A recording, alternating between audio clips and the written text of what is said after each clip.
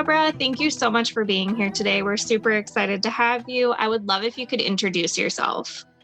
Yeah, first of all, thank you so much for having me. My name is Deborah Henne. I'm a wife, I'm an author, I'm a mother, I'm a speaker. I'm also a speech language pathologist. That's my day job. I work mostly with elders.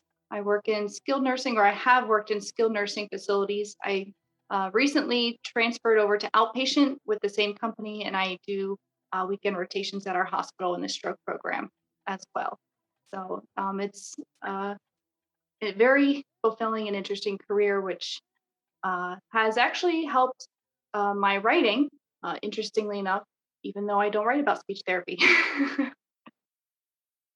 Love that. I would love if you could tell us what your book's about. Sure, it's called Gentleness. It's Not What You Think. And that was really came out of an experience where I wanted to teach my children different character lessons. And I was going systematically. I am a person of faith. So I went through, a particular portion of the Bible where it talks about faithfulness and gentleness and self control and patience and peace and kindness and all those things. And I was doing them one by one. And when I got to gentleness, I was totally blown away by what it meant because it wasn't at all what I thought it meant. And I realized that when people looked at my life and they told me I was a gentle person, it was really fear rooted in worthlessness rather than truly gentleness, which is rooted in power and strength and leadership. So that took me on a journey of digging into the research. And like I said, my background in speech therapy came into play here because I dug into a lot of the research in psychology and neuroscience, into linguistics, and really incorporated my professional education into this book. Um, and I learned so many lessons about leadership and principles to help improve myself as a person, myself as a wife, myself as a mother, and to be able to really move forward in my life from strength of character rather than a place of timidity. And I wanted to write a book to help other people be able to do this, to take that same journey and learn from my process. Love that. What inspired you to write your book? Well, really, my kids. Um, I, I have three daughters, and when they were little, itty bitty, like I had an infant, a toddler, and a 5-year-old. So it was busy, and I was working 2, 3 jobs, not none of them full time, but it was a lot to juggle 3 different working schedules, and so I was tired, I was overworked, and going through those swings that you go through as a new mom with emotions and the hormone swings that can go with that, and I found myself behaving in ways that I never thought I would. I was snapping, it's snippy, and I didn't like it. I didn't like who I was becoming, and um, and so I decided to make a change.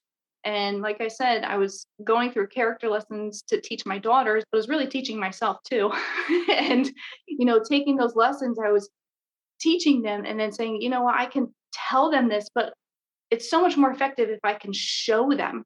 And if I can show them that, yeah, I'm an imperfect human being. So I make mistakes, but I don't let that define me. And I can pick myself up and I can move forward and next time make a different choice. And all those little choices that we make that are different one at a time, they add up to a new lifestyle and new transformation in our lives. So I hope I was an inspiration to my daughters through that journey. Only my oldest one really remembers it because she was the one who was 5, 6 at the time. And, we actually recently brought that up like, oh, yeah, I remember how mom used to get pretty, snappy. And the younger two were like, no, mom's never been like that. And my oldest one was like, oh, wait, I kind of remember a little bit. But I said, you know what? There is a testimony that you can change. You don't have to, be stuck in a rut, stuck in negative thought patterns, negative behavior patterns. You can pick yourself up and one decision at a time, one thought at a time, make real lasting change. Amazing. Love that. When you were writing your book, who are you thinking of when it comes to who your book is for? I would say it's more targeted toward an adult audience. I think that with incorporating a lot of the science and the, the researched studies, it gets a little bit heady. Some of the linguistics can get a little heady. So I would say definitely no younger than 16. Um, but the life application aspect, especially in the second part of the book is divided into two. So the first part, I redefine gentleness. And then the second part, I dig into each attribute and what I've come to call the smoothie of gentleness and pull it apart with the research. I have self reflection questions in each of those chapters to help people apply to their lives. So, especially that second part is really written for anybody who is looking to make positive changes in their life. Amazing. How long have you been writing and what made you really sit down and start? I have always loved to write. My mom said, even as a little girl, she'd always find me writing in notebooks and on scrap paper, poetry and little short stories. I never actually thought about sharing any of my writing. Um, and then as my daughters, as I had kids, I started to write little stories for them, because I would look for a story that really drove home a particular point that I wanted to make. And I always like to use stories and picture books to work with my younger children. And and sometimes I just couldn't find one. And I mean not often, but sometimes. And so I would write a book and I would make horrible crayon illustrations. I'm not a visual artist at all. They're horrible. My kids make fun of my drawings all the time, but I would try. and but some of my friends found my stapled together computer paper crayon art books that I had written for my girls and said, "This is really good. Why don't you get published?" And I was like, "Oh no, you're crazy. That'll never happen. That's not, I'm not good enough. That's not for me." They're like, "No, this is good. Like, you should try." And so I got involved in some writing groups, honed the skill, learned more of the craft, studied writing, and then came across, the research. Like I said, as I dug into the research and thought, if I didn't know this, I bet there's a lot of other people who don't know this. And I thought, maybe I should write a book. And I sat on it for a while thinking, no, I don't think I'm good enough to do that. and um, but eventually it didn't go away. So I started to sit down at the computer after putting the kids to bed and slowly, because they were young and I wanted to be there for them. So my writing time started at 9, 10 o'clock at night. But slowly over years, this book started to really take form and take shape. And it was in 2019. I said early 2020. I was like, I think it's actually time to submit this. And I actually heard back within the first week of querying, and the rest is history. Amazing. That's such a great story. I love that. What is your schedule like when you are writing a book? Well, um, as I mentioned in the beginning, I recently transferred out of skilled care into outpatient. So with that, my work schedule changed. So I work very long days on Mondays, Tuesdays, Thursdays. So it's pretty much just the paid job. I can't really do anything else other than that. I'm too tired when I am done with that.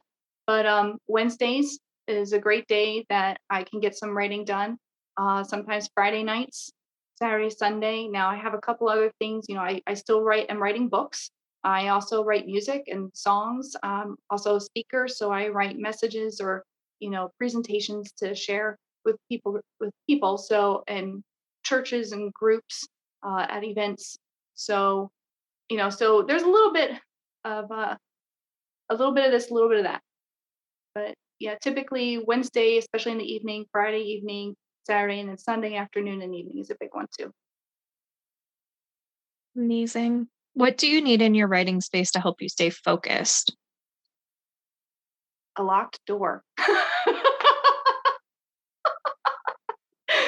And sometimes that doesn't quite help because there are two doors, and the other door actually is attached to the downstairs bathroom.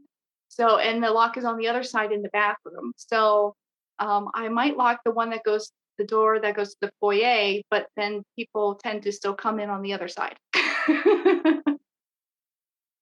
Love that. What is your favorite writing snack or drink?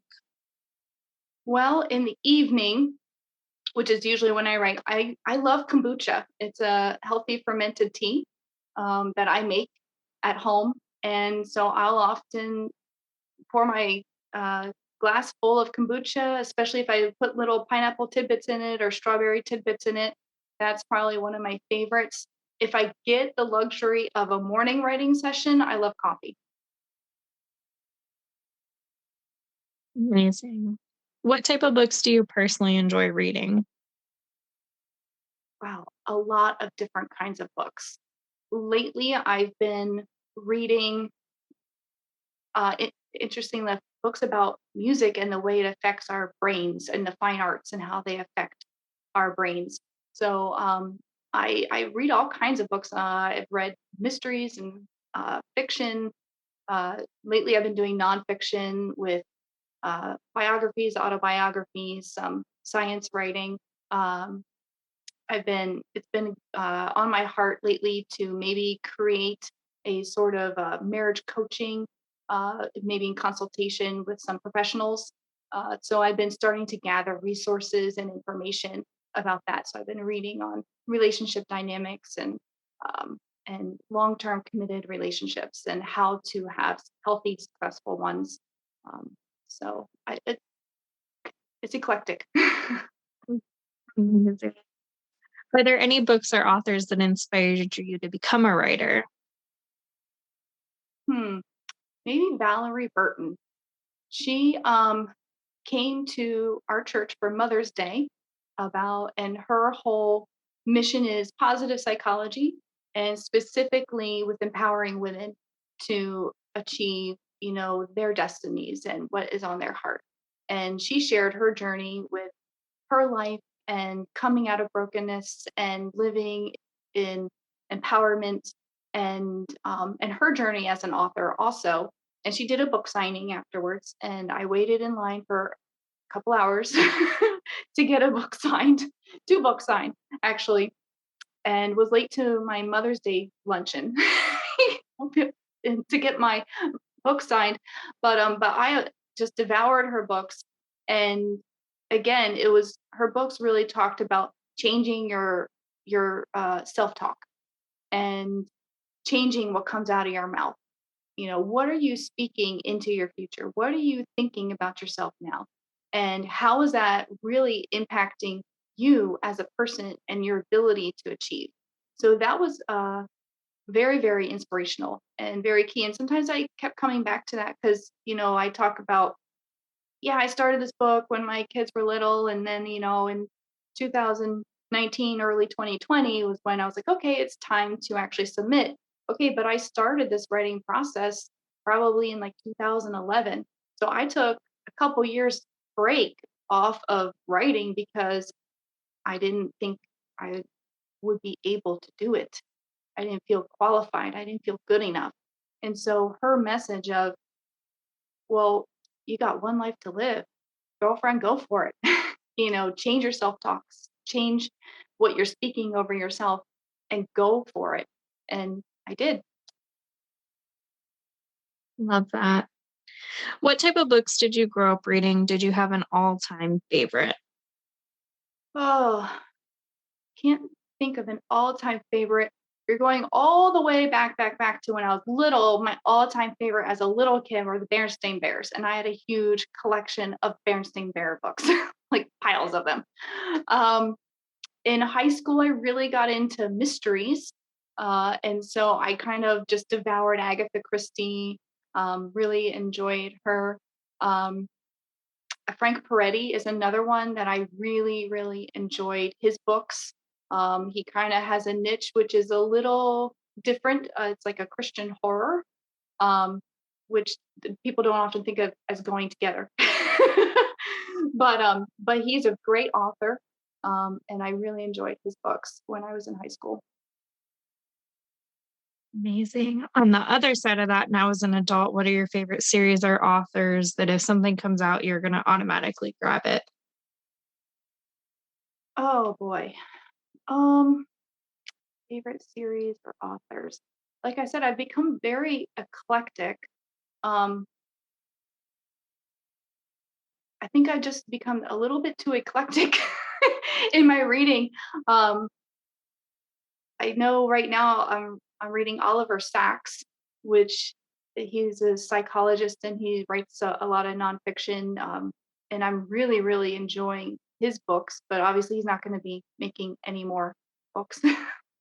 um, yeah, I know Dr. Goldman. I have really enjoyed his books. He does a lot on emotional intelligence. He has several out. David Crystal, I've really enjoyed his work in linguistics. He writes mostly on English language and history, and I really enjoyed a lot of his work. Very eye opening with how English came to be the way it is. If you're ever curious, David Crystal's the man to go to. Yeah, but Amazing. What would you tell someone just starting out with reading again? reading again, it's just read what you love. I mean, try different things, try different authors, try different genres. There's something for everybody. Is what I fully believe. There's always something for everybody. Whether you like more poetry and lyrical style, or whether you like the stuff that makes the hair on your spine, raise up. There's always something for everybody out there. Just keep trying. I mean, you can talk to friends or I talk to librarians too, I'm like, hey, I like this author or this, I'm looking for something on this. And they're a great resource too. But Amazon too, I'll search Amazon for books about whatever or books by so and so. I know I just did that with John Bevere. You'd mentioned authors. John Bevere is another author that I really enjoyed lately. I've read a couple of his books.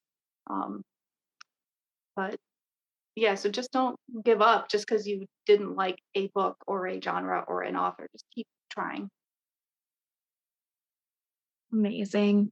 On the other side of that, what would you tell someone just starting to write their own book? Don't give up. Um, there's a saying that a writer, an author is a writer who just never gave up. So never ever give up. If you really want to do it, there are resources, there are writing workshops that you can go to. Find a critique group. Number one, get a critique group that you can be committed to one another and grow together as writers, because getting that feedback on your writing is crucial. Sometimes it we put something, we type something out and it makes sense in our heads, and then somebody else reads it and they're like, that didn't really make a whole lot of sense to me, or you're the way I know who you are as a person, but you're coming off not the way you really want to come off in this sentence or in this paragraph. And so you can go back and revise and edit. Um, yeah, joining a writing group, a critique group, going to writing workshops. There's books and websites out there that can and resources out there to help you improve your craft, study writing. Really read a lot in the genre you want to write in. Read a lot, especially the bestsellers. See how they're crafted to to kind of figure out that formula that people respond to. What do people like? What grabs them? What do they respond to? And then just work and work and work at your craft and don't give up. Love that. What's one thing that people are generally surprised to find out about you? Surprised to find out about me. Hmm.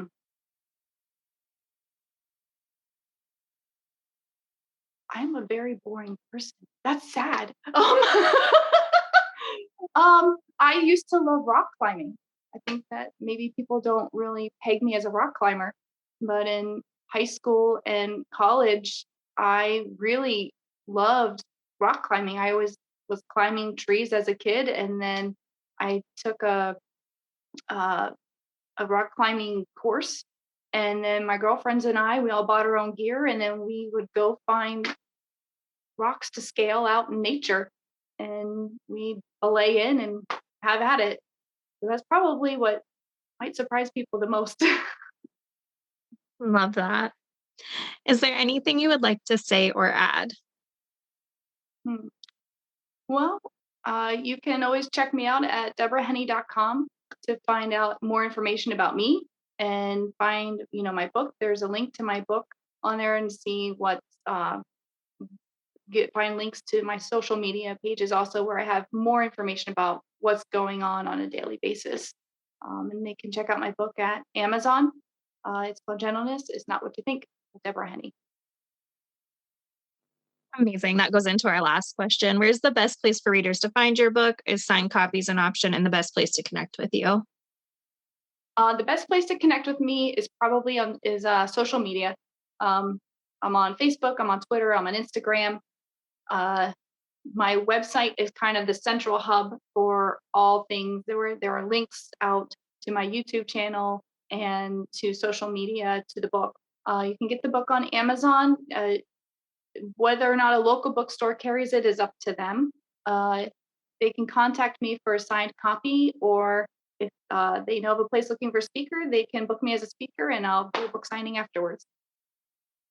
Amazing. Well, thank you so much for being here today. We're so glad we got to interview you. We'll be sure to drop those links in the show notes so everyone can find them. Thank you, and thank you for having me.